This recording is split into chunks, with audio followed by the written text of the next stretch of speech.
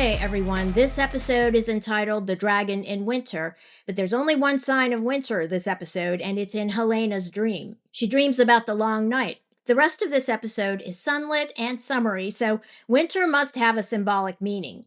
Life goes dormant in winter, but spring comes around again, and that's what happens to Aegon. Sunfire comes back to life, not explained how yet. They were trying to escape to Volantis, but Mutin's army, which is sworn to Rhaenyra, was marching toward them on the same road. Aegon decided he wouldn't flee. He would reveal himself and make his last stand. Now, Larys Strong fled at that point with all of Tywin Lannister's soldiers. So it's Aegon and Tywin staring down Mutin's army. Mutin soldiers laugh at Aegon when he says he won't surrender to the false queen. It seems to be all over with, but then Sunfire all of a sudden drags itself across the ground and comes upon them. Now, it's presented as a spiritual moment, a resurrection. When Aegon had revealed himself to Mutin's army, he had said, "Behold, it is I, Aegon Targaryen, anointed by the High Septon and protected by the Seven. If you strike me, the warrior will come after you," etc., etc. Now, the soldiers quit laughing. They start to back away. They're not religious. They see Sunfire coming toward them. Now, then Aegon sees his dragon, and he says the word, Dracarys.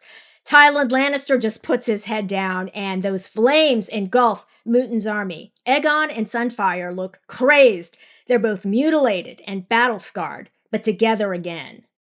Now, speaking of spirituality, Rhaenyra wants to receive visions from the gods because Helena is a dreamer and because Rhaenyra doubts herself. So, now I'm beginning to see how she'll be brought down. Last episode, I didn't mention it in the recap from last week because I don't view it as important. Rhaenyra was on the Iron Throne and it pricked her finger, okay? She was so freaked out by it, though, she walked out of hearing petitions from the small folk. Now, scared out of the throne room by omens. Now, in the distant future, let's keep in mind, Drogon melts down the Iron Throne. So, for Rhaenyra to treat the Iron Throne like it's the authority on who should be sitting there is a mistake, in my view. Dragons don't think that way, obviously. Now, let's recall from Game of Thrones, Olenna Tyrell had told Daenerys, "You're a dragon. Be a dragon." And in this episode, again, we're shown Rhaenyra's excellent qualities as a ruler and how compassionate she is. She finds out Rhaena was Sheepstealer's rider at the Gullet, but she doesn't kill Rhaena. Everyone assumed she would, but it turns out Rhaenyra is much bigger than their assumptions about her. Now, there's a great scene in a field with 4 dragons, Sheepstealer and Caraxes first, when Prince Daemon is talking with his daughter Rhaena. He apologizes for neglecting her. Then Seasmoke and Syrax arrive. Now, I thought it would be Seasmoke and Moondancer, but no. Rhaenyra comes to deal with it herself, and we see Rhaenyra as a dragon lord in this scene. Now, it's clear she has no intention of killing Rhaena from the moment the confrontation begins.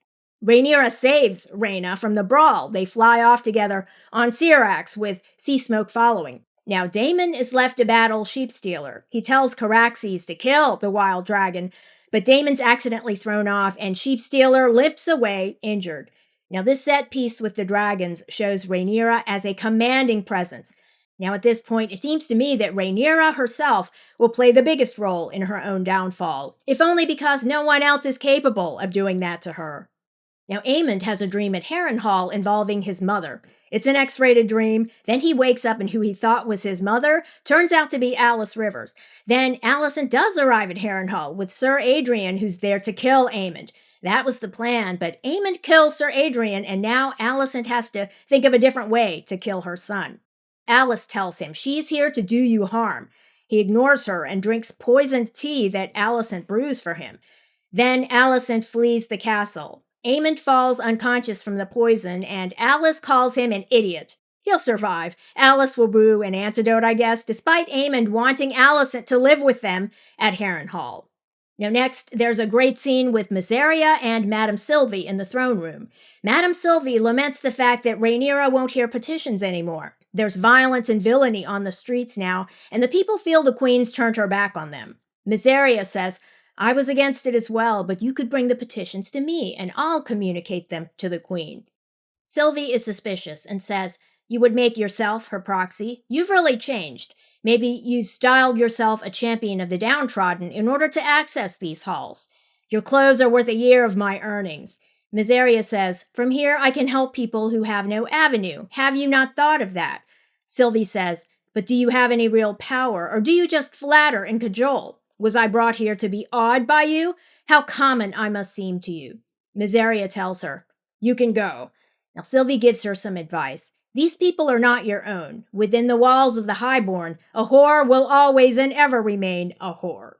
Tough words from Sylvie. Mysaria ignores the advice, though, and spends the entire episode trying to seduce Rhaenyra and turn her away from Daemon, which she succeeds in doing eventually, while Daemon is being consoled by Caraxes after their battle with Sheepstealer.